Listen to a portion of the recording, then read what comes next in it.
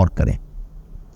یا ایتھا النفس المطمئنہ، اے وہ جان جو مطمئن رہی، یہ تو اس کا لفظی ترجمہ ہوا، لیکن جیسا کہ میں نے عرض کیا انسانی نفسیات کے بہت ہی اہم حقائق ہیں جو اس ایک لفظ کے پردے میں چھپے ہوئے ہیں۔ یہ وہ مضامین ہیں جو میں نے اپنے درس کے دوران مختلف مواقع پر بیان کیے ہیں، لیکن جیسے میں نے اس سال اپنے تنظیم اسلامی کے سالانہ اجتماع میں بھی اور انجمن کے محاضرات میں بھی کوشش کی کہ بعض جو بنیادی اور اہم مضامین ہیں ہمارے دین کے اور قرآن حکیم کے جو بنیادی تھیمز ہیں ان پر میں نے اپنی سوچ کو اپ ڈیٹ کیا، اور آخری جو نتائج ہے آج کی تاریخ تک وہ میں نے گویا کہ کوشش کی کہ میں انہیں ایک ترتیب کے ساتھ بیان کروں۔ وہی بات میں کرنا چاہتا ہوں اس نفس مطمئنہ کے حوالے سے۔ نفسیات انسانی کے ضمن میں بعض حقائق جو پہلے وقتاً فوقتاً بیان ہوئے ہیں آج ذرا انہیں ترتیب کے ساتھ اگرچہ اختصار ملحوظ رہے گا۔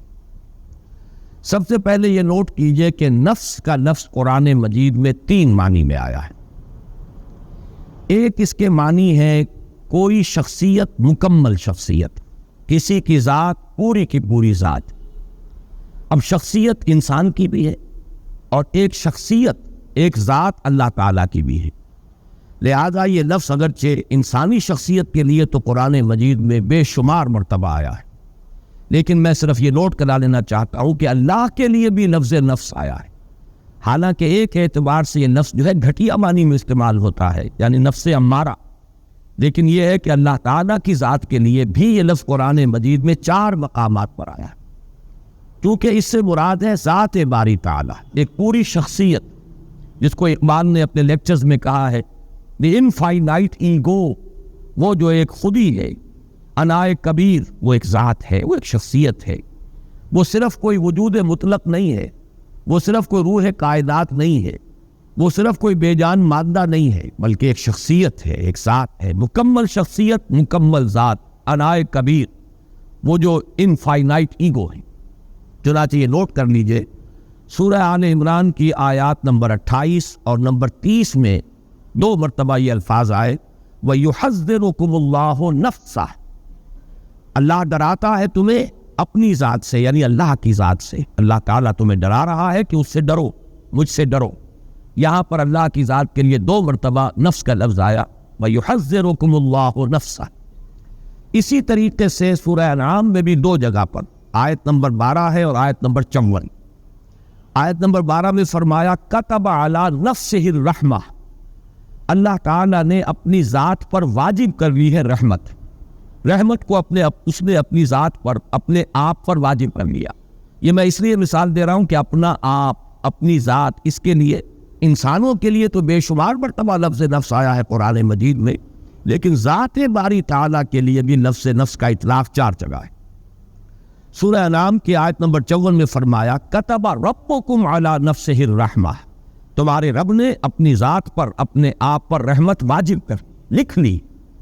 تو یہ 4 مقامات ہیں قرآن مجید کے جن میں ذات باری تعالیٰ پر بھی لفظ نفس کا اطلاق ہے۔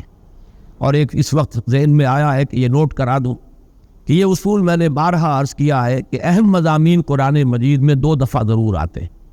اب دیکھیے یحذرکم اللہ نفسہ 2 جگہ آ گیا، ایک ہی صورت میں سورہ آل عمران کتب علی نفسہ الرحمہ یا کتب ربکم علی نفسہ الرحمہ، یہ بھی 2 مرتبہ آ گیا سورہ انعام۔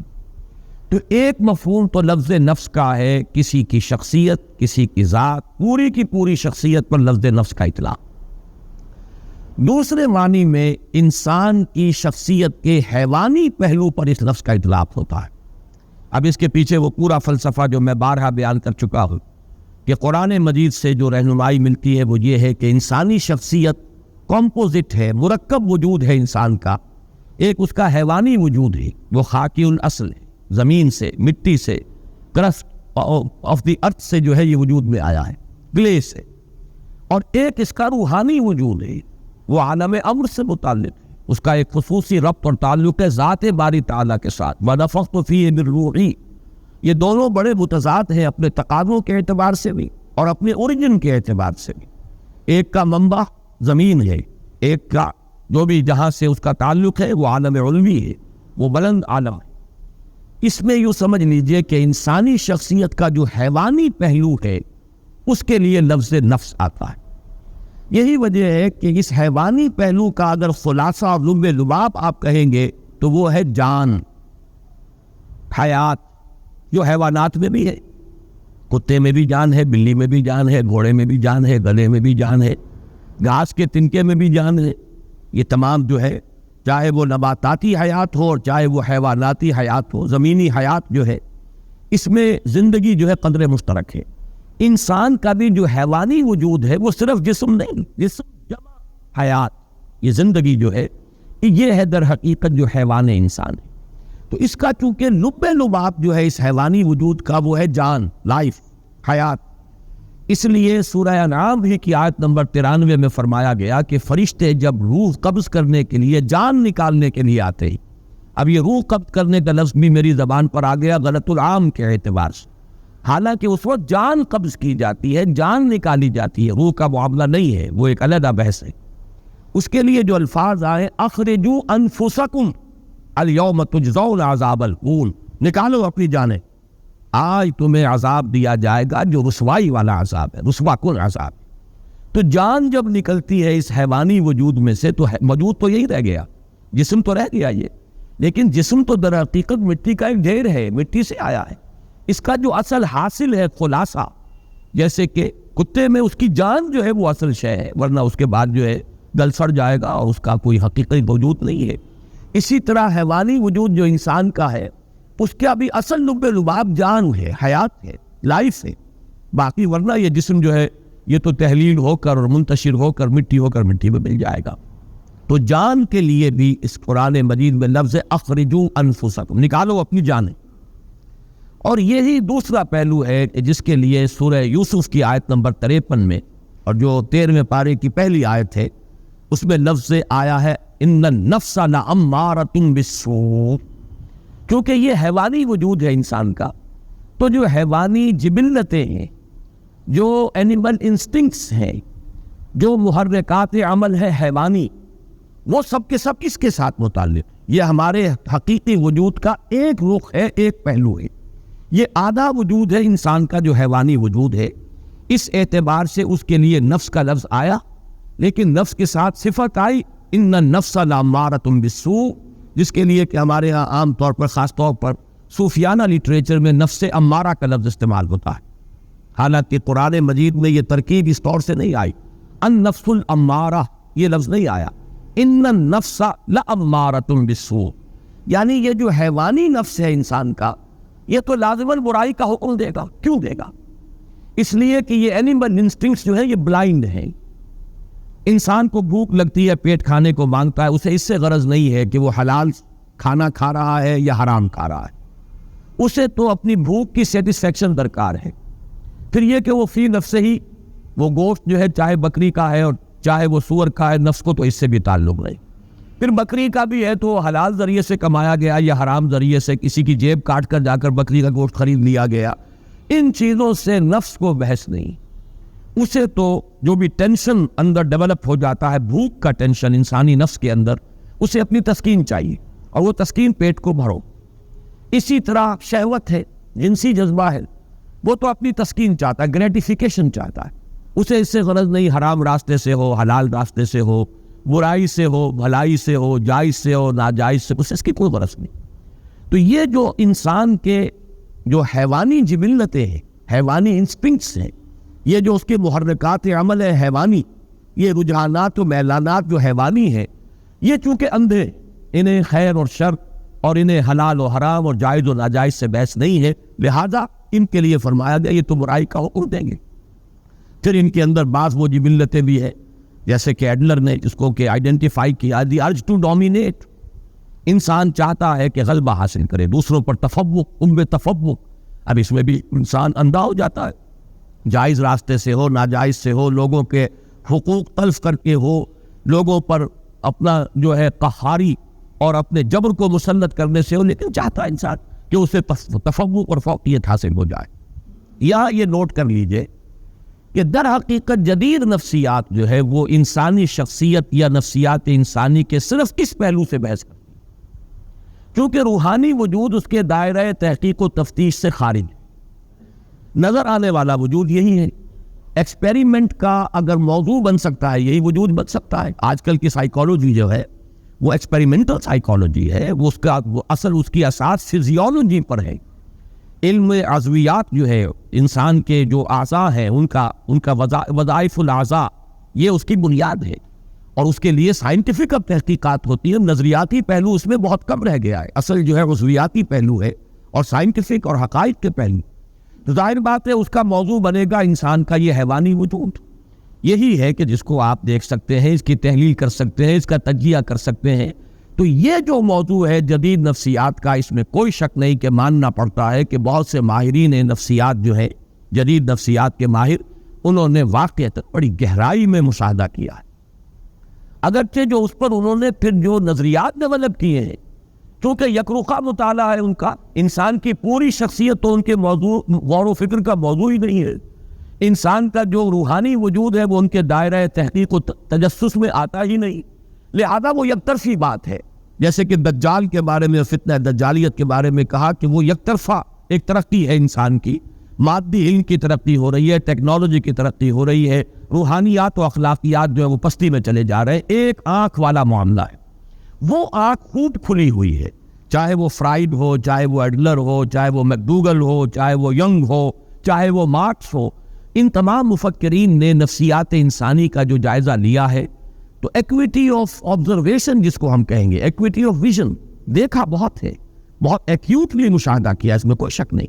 لیکن یہ کہ اس پر پھر جو نظریات انہوں نے بنائے ہیں میں ان کی تائید نہیں کر رہا. اس وقت جو تحسین کر رہا ہوں وہ صرف ان کے گہرے مشاہدے کی. لیکن یہ کہ یہ بات نوٹ کر لیجئے کہ ان کا یہ سارا مطالعہ انسان کی حیوانی نفسیات سے متعلق ہے.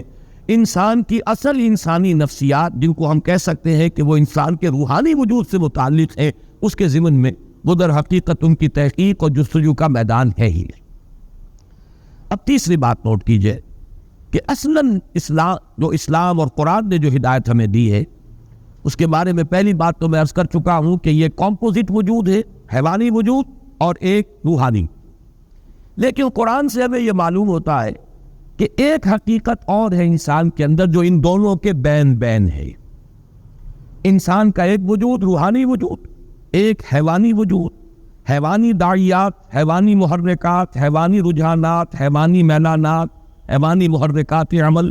روح اس کے تقاضے، اس کی پل، وہ بلندی کی طرف لے جانا چاہتی ہے انسان کو، یہ پستی کی طرف لے جانا چاہتے ہیں انسان کو.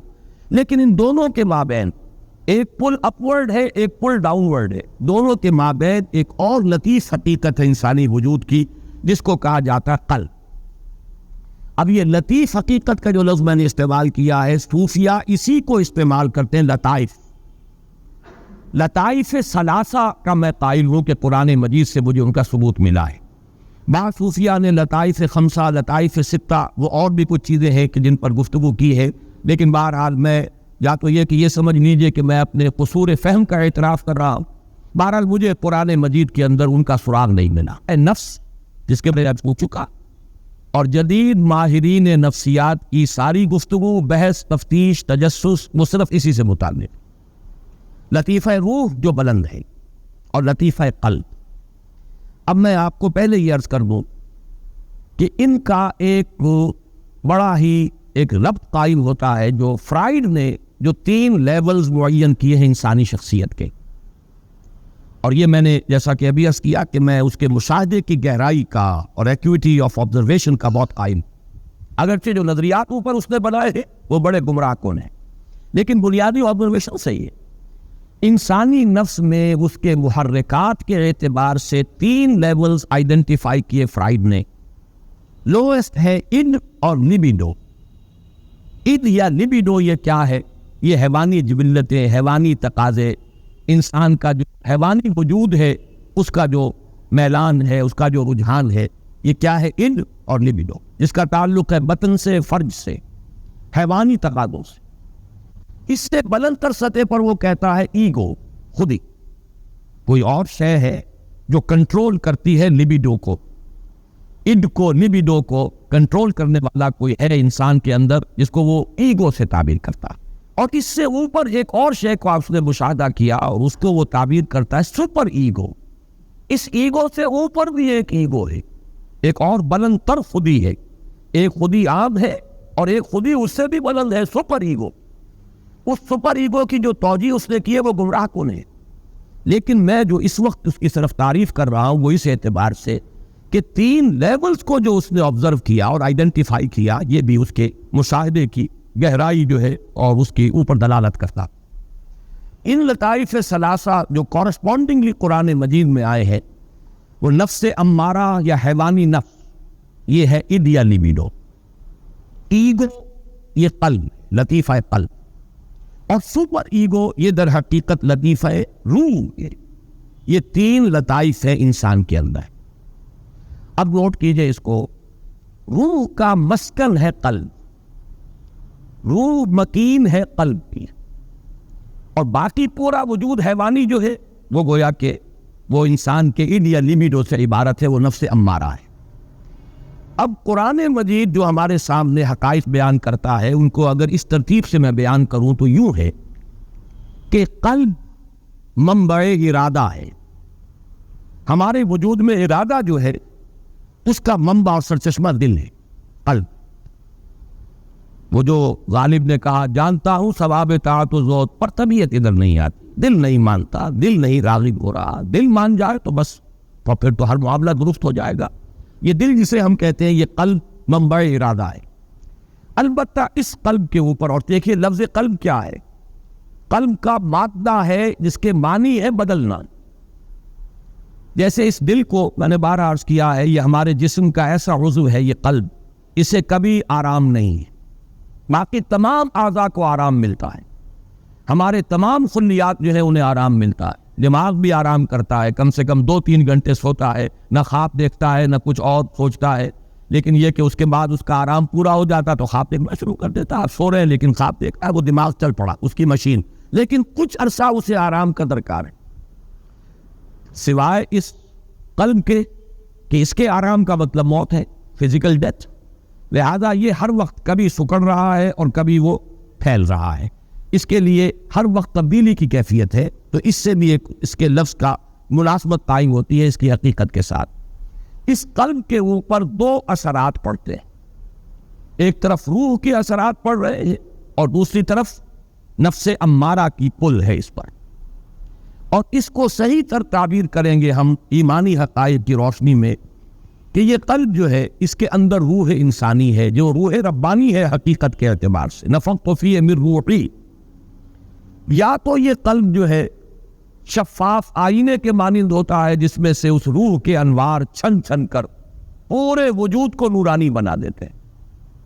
نفس امارہ کی گرفت نہیں ہے قلب پر, بلکہ جو انوار روح ہیں, روح کے انوار وہ قلب کے آئینے میں سے, شفاف آئینے میں سے چھن چھن کر باہر آ رہے ہیں اور پورے وجود کو منور کر دیا. یا یہ ہے کہ انڈیا لیبیڈو نفس امارہ کا اتنا تسلط ہو گیا ہے قلب پر, اس کی شہوت, اس کی خواہشات, اس کی دنیاوی جو تمنائیں اور آرزوئیں ہیں, طول عمل ہے, اس سب نے اس قلب کو سیاہ کر دیا. یا جیسے حدیث میں آتا ہے قلب کو بند کر دیا. حضور نے باقاعدہ مٹھی بند کی. انسان جب گناہ کرتا ہے تو ایک داغ پڑ جاتا ہے, پھر گناہ کرتا ہے پھر دوسرا داغ پڑ گیا, توبہ کرتا ہے تو دھل جاتا ہے داغ, توبہ نہیں کرتا تو داغ پر داغ, یہاں تک کہ اسے ہم یہ بھی کہہ سکتے ہیں کہ وہ سیاہ ہو جاتا ہے. اگر سیاہ ہو گیا ہے تو اب روح جو ہے اندر دفن ہو گئی, اس کا نور اب نکل کر وجود انسانی میں سرایت نہیں کر سکتا. اب یہ ظلمت ہی ظلمت ہے, تاریکی ہی تاریکی ہے. وجود حیوانی جو ہے اس کے اندر اب کوئی نورانیت باقی نہیں رہے گا. یہ ہے وہ کیفیت جس کو حضور نے فرمایا پھر دل بند ہو جاتا ہے. اور اسی کو قرآن کہتا ہے ختم اللہ علی قلوبہم وعلی سمعہم. جب کسی تھیلی کو بند کر دیتے تو اوپر مہر لگا دیتے, اب کوئی شے اس میں نہ نکلے گی نہ اس کے اندر داخل ہو. تو دل میں سے نہیں نکل سکتے انوار روح کے, اور دل میں داخل نہیں ہو سکتی کوئی نصیحت, کوئی موعظت, اس لیے کہ مہر لگ چکی ہے. یہ کیفیت کیا ہے؟ یہ وہ کیفیت ہے کہ قلب انسانی پر فیصلہ کن غلبہ ہو گیا ہے. جو حیوانی میلانات ہیں, ظلمات نفس ہیں, انہوں نے ایسا تسلط کر لیا ہے کہ یا تو یوں کہیے کہ اس پر کوٹنگ آ گئی ہے, سختی آ گئی ہے دل کے اوپر, یا وہ دل کا جو باہر کا حصہ ہے وہ اتنا سیاہ ہو گیا ہے, اتنا بند ہو گیا ہے دل کہ اب اندر جو روح ہے وہ دفن ہو کر رہ گئی. اس کو نوٹ کر لیجئے, لفظ دفن میں خاص طور پر استعمال کر رہا ہوں اس لیے کہ ذرا آگے ہم چلیں گے. قد افلح من زکاہا وقد خاب من دساہا. دسا یا دسو کے معنی ہے کسی شے کو دفن کر دینا. یہ لفظ آگے آ جائے گا. تیسری ہی صورت ہے, بلکہ اگلے ہفتے انشاءاللہ ہفتے کو ہم یہ سورۃ الشمس پڑھیں گے. اور یا پھر دوسری شکل ہے جو میں نے عرض کیا کہ اگر آئینہ قلب صاف اور شفاف ہے تو روح کے انوار اس میں سے نکل رہے ہیں اور اس نے پورے وجود حیوانی کو منور کر دیا ہے. یہ ہے دو ایکسٹریم کنڈیشنز. اس دوسری کنڈیشن کی ایکسٹریم صورت جو ہے وہ ہے شخصیت محمدی صلی اللہ علیہ وسلم. یہ نہیں تھا کہ آپ کے ساتھ نفس تھا نہیں, یہ نہیں تھا کہ آپ کے اندر جو ہے جسمانی تقاضے تھے نہیں, یہ نہیں تھا کہ آپ کو بھوک نہیں لگتی تھی یا آپ کے اندر جو ہے وہ جنسی تقاضا نہیں, سب تھے. لیکن یہ کہ اس سب کے اوپر روح محمدی کے انوار ایسے فیصلہ کن طور پر غالب ہو چکے تھے کہ پورا وجود نورانی ہو چکا تھا. اس اعتبار سے حضور کو اگر نور مجسم کہا جائے تو مجھے کوئی اعتراض نہیں اس معنی میں. وہ جس کو آگے بڑھا کر جو فلسفے اس پر ایجاد کر لیے گئے وہ علیحدہ شے ہے, لیکن اس معنی میں کہ روح محمدی صلی اللہ علیہ وسلم اتنی اس کی نورانیت قوی ہے اور جو نفس ہے وہ حضور نے اس طور سے اس پر قابو پا لیا کہ روح کے انوار سے آپ کا پورا وجود جو ہے وہ منور ہو گیا. اس کے لیے سورہ نور کی وہ جو رکوع ہے, 5واں رکوع, اس میں جو تعبیر آئی ہے اسے ذہن میں تازہ کر لیجئے. نور علی نور, یہ تو انوار ہی انوار ہے پورے وجود کے اندر. بتمام و کمال تو یہ ذات محمدی ہے صلی اللہ علیہ وسلم, لیکن یہ کہ اسی راستے پر چلنے والے اور بھی لوگ ہوں گے. نور کی انٹینسٹی تو وہ نہیں ہوگی جو نور محمدی کی ہے صلی اللہ علیہ وسلم, لیکن یہ کہ پورے وجود انسانی کا نورانی ہو جانا کم تر انٹینسٹی کے ساتھ یہ بالکل معقول بات ہے, سمجھ میں آنے والی بات ہے. اور دوسری جو ایکسٹریم کیفیت ہے اس کے لیے ظلمات بعضها فوق بعض, تاریکیوں پر تاریکی. نور جو ہے روح کا وہ تو دفن ہو چکا, اس کے اوپر تو قلب کے اوپر کرسٹ آ چکا, سختی آ چکی. ثم قست قلوبکم فہی کالحجارۃ او اشد قسوہ, پتھر سے زیادہ سخت ہو چکے. یہ آئینہ قلب سے ہو چکا, زنگ آ چکا. کلا بل ران علی قلوبہم ما کانوا یکسبون, یہ سورہ مطففین میں ہم پڑھا ہے. یا حضور نے جیسے فرمایا کہ دل بند ہو گیا, اب اس پر مہر کر دی گئی. یہ ہے ظلمات بعضها فوق بعض. البتہ ایک تیسری کیفیت ہے بین بین. یہ قلب جو ہے کبھی ادھر کبھی ادھر. آپ یوں سمجھیے کہ 90% انسان اسی کیفیت میں ہوں گے. وہ لوگ کہ جن پر اس طریقے سے حیوانیت کا غلبہ ہو چکا ہو کہ کوئی خیر کا وجود ہی نہ رہے, یہ بھی ایکسٹریم لوگ کم ہوتے ہیں. کوئی نہ کوئی جھوٹی نیکی, ملمے کی نیکی, دکھاوے کی نیکی, ڈاکوؤں کے ہاں, جیب کتروں کے ہاں, بستہ الف اور بستہ بے کے بدماشوں کے ہاں, رنڈیوں کے ہاں, ان یعنی آبرو باختہ عورتوں کے ہاں ہوتی ہے کوئی نہ کوئی. محرم آیا تو کالے کپڑے پہن کر اور وہ سبیلیں لگائیں گی اور آئیں گی اور تازیوں میں کچھ نہ کچھ ہے. اپنے نفس کو دھوکہ دینے کے لیے کوئی نہ کوئی خیر جو ہے اس کا انسان اہتمام کرتا ہے. اسی کا ذکر آ رہا ہے سورہ بلد میں. احلقت مالا لبدا, میں نے تو بڑا مال لگا دیا, خرچ کر دیا. میں نے تو خیر کے کاموں میں, بھلائی میں, مسکینوں کو کھلانے میں بڑے بڑے لنگر کھولے. یہ سب کام ہے کس کے ساتھ؟ بدی کے ساتھ. بدی بھی ہے, حرام خوری بھی ہے, سمگلنگ بھی ہو رہی ہے, اور بھی جو بھی سودی کاروبار بھی ہو رہا ہے, لیکن مسجدوں کو چندے بھی دیے جا رہے ہیں, دارالعلوموں کی سرپرستی بھی ہو رہی ہے. تو اکثر و بیشتر آپ کو ملے گا گڑبڑ معاملہ کہ کچھ نیکی کی طرف بھی ہے اور کچھ بدی کی طرف بھی ہے. یہ ہے جس کو قرآن تعبیر کرتا ہے نفس لوامہ. لا اقسم بیوم القیامہ ولا اقسم بالنفس اللوامہ. اس لیے کہ یہ روح جو ہے اس کا اثر کیا ہوتا ہے انسان پر؟ یا تو مثبت اثر ہے, نیکی کی طرف کھینچتی ہے, اس لیے کہ اس کا منبع جو ہے وہ خیر کل ہے, ذات باری تعالیٰ سے اس کا تعلق ہے, تو خیر کی طرف بلائے گی. دوسرے یہ, اور اسی اعتبار سے مغرب کے فلسفے میں ڈیوائن سپارک کا جو لفظ آتا ہے ادب میں, انسان کے اندر ایک روح ملکوتی ہے, ایک شعلہ ملکوتی ہے. حیوانات سے ممتاز ہو جاتا ہے انسان اس اعتبار سے کہ انسان کے اندر ایک شعلہ ملکوتی موجود ہے, ڈیوائن سپارک موجود. حیوان کوئی ایسا نہیں ہوگا, کوئی کتا اپنی ہڈی پر دوسرے کتے کو بس پڑتے نہیں آنے دے گا. لیکن انسان ہو سکتا ہے کہ ایک روٹی اس کے پاس ہو اور کوئی اور بھوکا آئے تو وہ آدھی اس کو دے دے یا چوتھائی دے دے, کچھ نہ کچھ دے دے. معلوم ہوا کہ انسان حیوان سے ممیز ہے, انسان کے اندر کوئی اور شے ہے حیوانی جبلتوں اور حیوانی تقاضوں سے بلند تر کوئی حقیقت انسان کی ہے، جس کو کہ مغرب کے ادیبوں نے بھی مانا، اسے کہا ہے کہ وہ ڈیوائن سپارک ہے۔ بہرحال نفس، یہ جو روح ہے انسان کے اندر، اس کا مثبت تقاضا کیا ہے؟ خیر کی طرف دعوت، اور منفی اس کا مظہر کیا ہے؟ جب انسان کسی برے کام کا ارتکاب کرتا ہے تو ملامت، اسی کو آپ کہتے ہیں کانشنس، اسی کو آپ کہتے ہیں ضمیر، اسی کو قرآن نے کہا ہے نفس لوامہ، لا اقسم بیوم القیامہ ولا اقسم بالنفس اللوامہ، یہ نفس لوامہ ہے۔ تو گویا کہ یہ جو ہماری صوفیانہ اصطلاحات ہیں، نفس امارہ سے مراد ہمارا حیوانی وجود، جو بلائنڈ ہے اسے خیر شر سے، حلال حرام سے، جائز ناجائز سے کوئی بحث نہیں۔ اگر یہ غالب آ گیا تو ظلمات بعضها فوق بعض، کوئی ملمے کی نیکی بھی نظر نہیں آئے گی، جھوٹ موٹ کی بھی کوئی روشنی نظر نہیں آئے گی۔ اور دوسرا کیا ہے؟ اگر انسان کچھ خیر کی طرف بھی چلتا ہے اپنی روح کے تقاضے کے تحت، اور اگر کوئی برا کام کرتا ہے، نفس کا غلبہ ہو گیا، شہوات کا غلبہ ہو گیا، خواہشات کا غلبہ ہو گیا، بری حرکت سرزد ہو گئی، تو پھر اندر سے وہ روح جو ہے ملامت کرتی ہے، وہ ضمیر جو ہے مائی کانشنس از بائٹنگ می، میرا ضمیر مجھے ملامت کر رہا، یہ نفس لوامہ ہے۔ اس کو تعبیر کرتے ہیں یہ نفس کی اس سے ایک بہتر اور اعلیٰ تر شکل ہے۔ بلند ترین شکل جو ہے وہ نفس مطمئنہ، جبکہ انسان کی روح کو تمکن حاصل ہو جائے وجود انسانی پر۔ نفس ہے لیکن نفس اب انسان کو ڈکٹیٹ نہیں کر سکتا، غلط راستے پر نہیں لے جا سکتا، جس کو حضور نے تعبیر کیا ہے، چونکہ اس کی کامل مثال میں عرض کر چکا ہوں، صرف ذات محمدی ہے صلی اللہ علیہ وسلم، کہ حضور نے جب فرمایا کہ ہر انسان کے ساتھ ایک شیطان ہوتا ہے، اور کسی نے بڑی ہمت کی جو پوچھ لیا کہ حضور کیا آپ کے ساتھ بھی شیطان ہے؟ آپ نے فرمایا ہاں ہے، لیکن میں نے اسے مسلمان کر لیا، یعنی وہ شیطان بھی ہے، وہ نفس بھی ہے، لیکن میں نے اسے مسلمان کر لیا، میرا اس کے اوپر کنٹرول ہے، میں قابو یافتہ ہوں، اور جب قابو یافتہ ہوں تو میری روح جو یہ ہے وہ کیفیت جس کو نفس مطمئنہ۔ یہاں اب میں چاہتا ہوں کہ اس کے ساتھ دوسرا لفظ مراد کیا ہے؟ یا ایتھا النفس المطمئنہ۔ ابھی تک میں نے عرض کیا کہ نفس کا لفظ مکمل شخصیت کی توجیہ کے لیے بھی آتا ہے، تعبیر کے لیے۔ نفس ہمارے صرف حیوانی وجود کے تقاضے کے لیے بھی آتا ہے، جس کا خلاصہ اور لب لباب ہے ہماری جان، اور اسی معنی میں وہ نفس امارہ کا لفظ استعمال ہوتا ہے۔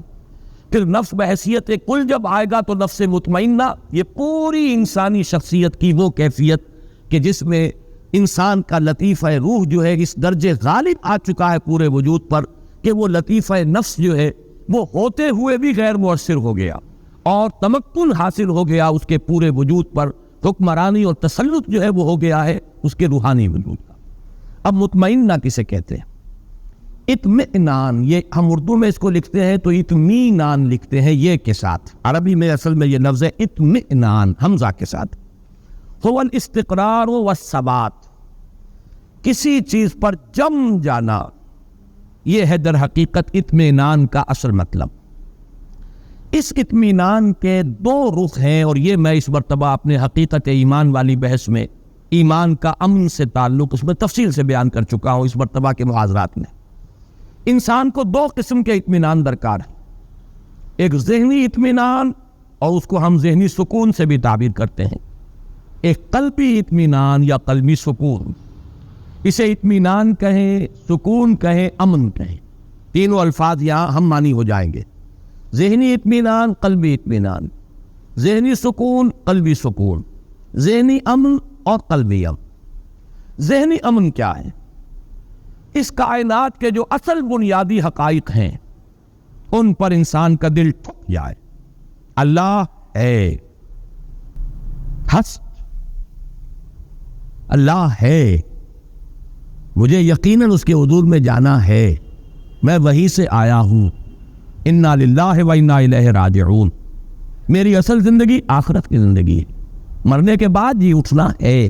یہ جب ہے ہو جاتا ہے، اب اس میں شکوک نہ رہے، شبہات نہ رہے، وہ بات نہ ہو کہ ان نظن الا ظنا وما نحن بمستيقنين، گمان سا تو ہوتا ہے لیکن یقین نہیں ہوتا، یہ نہیں، بلکہ جسے کہا گیا سورہ حجرات میں انما المؤمنون الذين آمنوا بالله ورسوله ثم لم يرتابوا، پھر شک ہرگز نہ کرے۔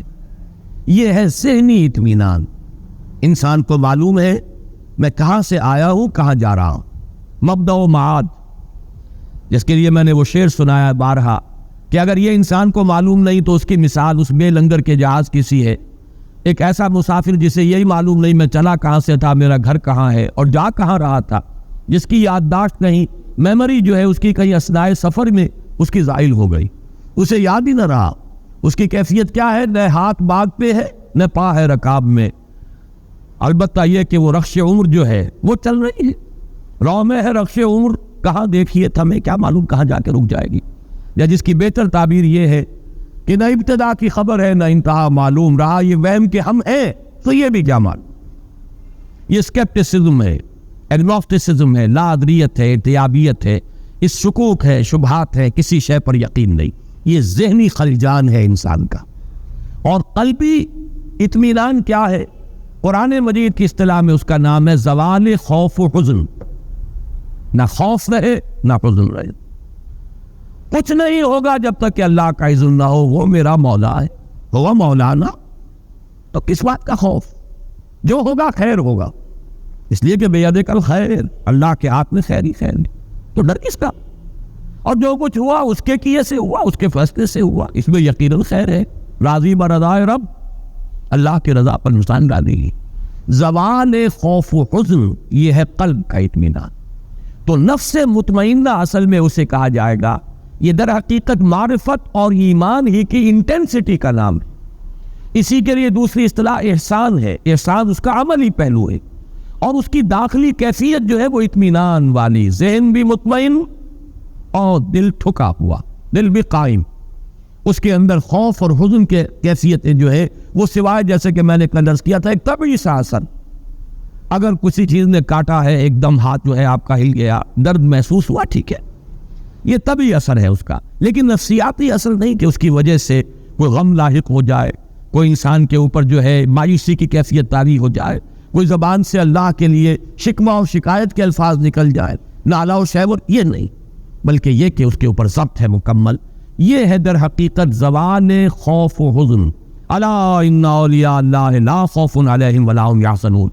تو اب یوں سمجھیے کہ لفظ احسان، لفظ مرتبہ ولایت، الا ان اولیاء اللہ لا خوف علیہم ولا هم یحزنون، یہ دونوں مساوی ہیں نفس مطمئنہ کی۔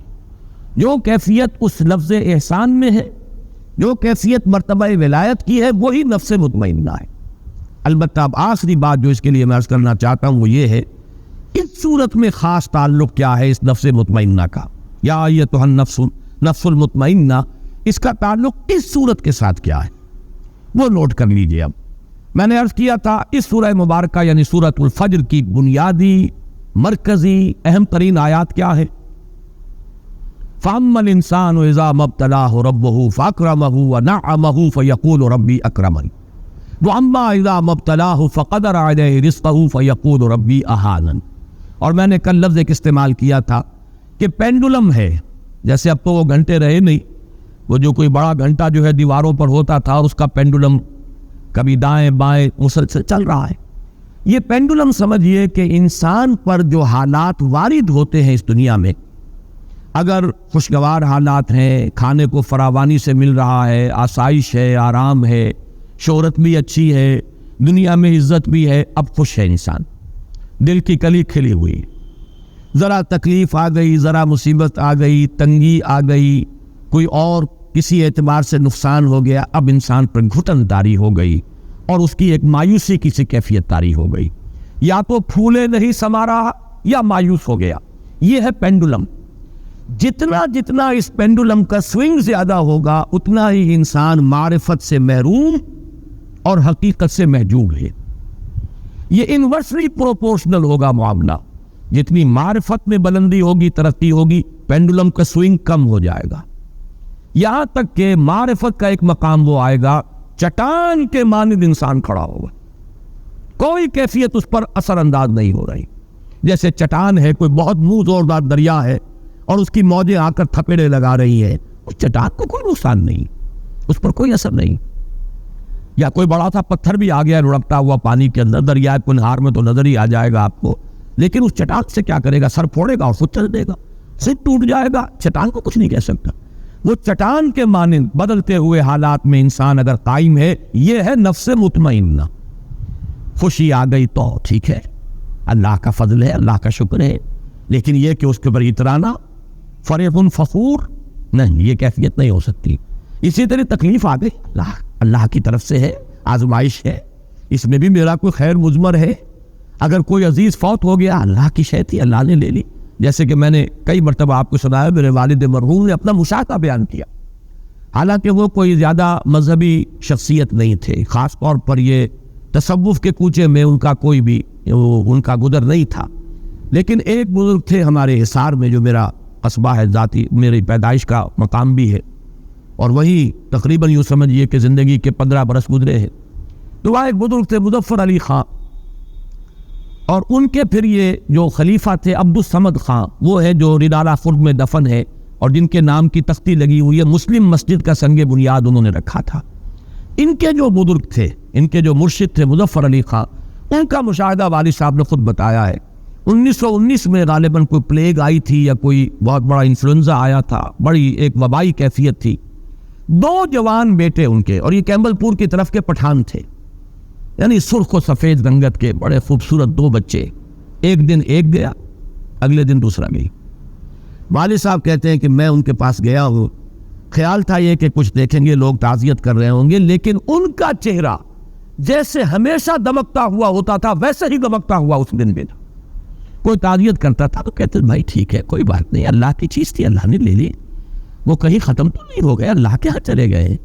یعنی یہ کہ موت زندگی کا وقفہ ہے، یعنی آگے بڑھیں گے دم لے کر۔ جہاں میں اہل ایمان صورت خورشید جیتے ہیں، ادھر ڈوبے ادھر نکلے، ادھر ڈوبے ادھر نکلے، فرق کیا ہے؟ آپ کا بچہ امریکہ چلا گیا ہے، آپ کو کوئی رنج اور افسوس تو نہیں ہوتا۔ اسی طریقے سے اگر بچہ فوت ہو جائے تو وہ کہیں ختم تو نہیں ہو گیا، وہ چلا گیا ہے، دوسرے عالم میں منتقل ہو گیا۔ صرف یہ کہ امریکہ اسی عالم کی ایک جگہ ہے، وہ عالم دوسرا ہے، وہ انسین ہے، وہ ہمارے لیے اس وقت غیب کے پردے میں جو ہے وہ مستور ہے۔ یہ کیفیت ہے اصل میں نفس مطمئنہ۔ میں اس کے لیے آج 4 آیتیں آپ کو سنانا چاہتا ہوں۔ یہ پینڈولم کا سوئنگ جو ہے اس کو ذہن میں رکھیے۔ سورہ بنی اسرائیل کی آیت نمبر 83، وَإِذَا أَنْعَمْنَا عَلَى الْإِنسَانِ أَعْرَضَ وَنَأَىٰ بِجَانِبِهِ، جب ہم اس انسان پر نعمتوں کی بارش کرتے ہیں تو اعراض کرتا ہے، ہمیں بھول جاتا ہے، پہلوتی ہی کر جاتا ہے۔ وَإِذَا مَسَّهُ الشَّرُّ كَانَ يَئُوسًا، اور جب کوئی تکلیف آتی ہے بالکل مایوس ہو کر، چرمر ہو کر رہ جاتا ہے کہ اب کوئی اس کی زندگی میں نہ کوئی عزم ہے، نہ ارادہ ہے، کمر ہمت ٹوٹ گئی۔ یہ ہے وہ جو میں جس کو کہہ رہا ہوں پینڈولم کا سوئنگ۔ اسی طرح سورہ شورى میں فرمایا وَإِذَا أَذَقْنَا الْإِنسَانَ مِنَّا رَحْمَةً فَرِحَ بِهَا، جب ہم انسان کو اپنے پاس سے رحمت کا مزہ چکھاتے ہیں تو فرح فخور اتراتا ہے، پھولے نہیں سماتا۔ وَإِن تُصِبْهُمْ سَيِّئَةٌ فَإِنَّ الْإِنسَانَ كَفُورٌ، اور اگر کوئی برائی ان پر آ جاتی ہے تو پھر انسان ناشکرا، بھول جاتا ہے کہ ہم نے کبھی اس پر احسان بھی کیا تھا، کوئی نعمت بھی اسے دی تھی، بھول گیا اور بالکل ناشکرا ہو گیا۔ اسی طرح سورہ ہود میں فرمایا وَلَئِنْ أَذَقْنَا الْإِنسَانَ مِنَّا رَحْمَةً ثُمَّ نَزَعْنَاهَا مِنْهُ إِنَّهُ لَيَئُوسٌ كَفُورٌ، اگر ہم انسان کو اپنی طرف سے رحمت کا مزہ چکھاتے ہیں پھر سلب کر لیتے ہیں اس سے، وہ نعمت چھین لی، پھر وہ بالکل مایوس اور ناشکرا ہو کر رہ جاتا ہے۔ سورہ حامیم السجدہ میں فرمایا لا یسأم الانسان من دعاء الخیر وان مسہ الشر فیئوس قنوط، انسان خیر کی طلب میں تو لگا ہی رہتا ہے، مانگتا ہی رہتا ہے اللہ تعالیٰ سے، لیکن اگر کہیں تکلیف آ گئی تو پھر وہ بالکل مایوس، یئوس فعول کے وزن پر بالکل مایوس، اور اسی میں آپ کو معلوم ہے اسی کیفیت میں بہت سے لوگ خودکشی کر جاتے ہیں۔ یئوس کفور اور یئوس قنوط، بالکل نا امید، اللہ تعالیٰ کی رحمت سے بالکل آس توڑ دینے۔ یہ ہے اصل میں وہ پینڈولم کا سوئنگ۔ یہ سوئنگ جتنا زیادہ ہے انسان معرفت سے اتنا ہی محروم ہے، محجوب عن الحقائق۔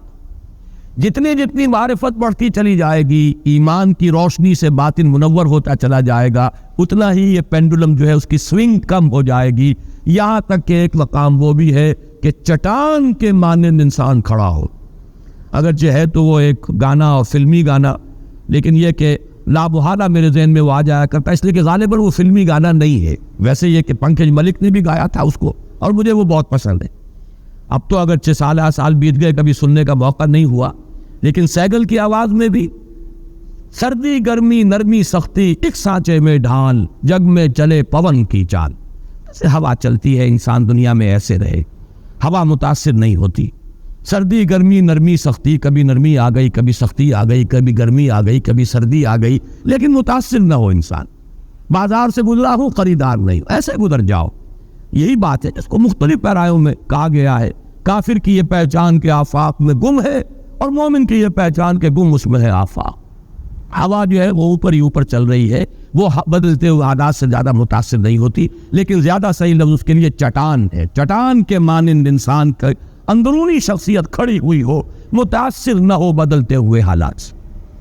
یہ ہے یا ایتھا النفس المطمئنہ، اس کے لیے وہ نوید ہے، اس کے لیے خوش آمدید تہنیت۔ ارجعی الی ربک راضیۃ مرضیہ، یہ الفاظ بارہا آئے ہیں۔ رضی اللہ عنہم ورضوا عنہ، اللہ ان سے راضی، وہ اس سے راضی۔ دنیا میں بھی راضی برضائے رب تھے اور آخرت میں بھی اللہ تعالیٰ انہیں راضی کر دے گا۔ وَلَسَوْفَ يُعْطِيكَ رَبُّكَ فَتَرْضَىٰ وَلَسَوْفَ يَرْضَىٰ، سورۃ اللیل ختم ہوگی اس پر، وَلَسَوْفَ يَرْضَىٰ، اور سورۃ الضحیٰ میں آئے گا وَلَسَوْفَ يُعْطِيكَ رَبُّكَ فَتَرْضَىٰ۔ بندے سے اللہ راضی اور بندہ اپنے رب سے راضی۔ اس دنیا میں راضی برضائے رب، برون کشید ز پیچا کے ہست و بود مرا، چہ اقدہا کے مقام رضا کشود مرا۔ دنیا میں اللہ کے رضا پر راضی رہو گے، اللہ وہاں تمہیں راضی کر دے گا۔ یہ یا ایتھا النفس المطمئنہ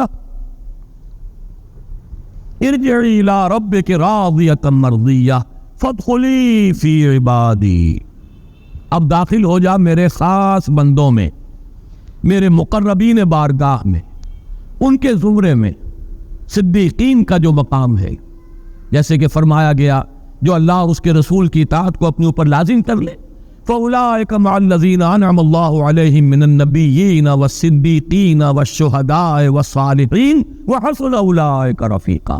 آؤ اب تم شامل ہو جاؤ میرے ان بندوں میں، میرے جو خاص مقربین بارگاہ ہے۔ وَادْخُلِي جَنَّتِي، اور داخل ہو جاؤ میری جنت میں۔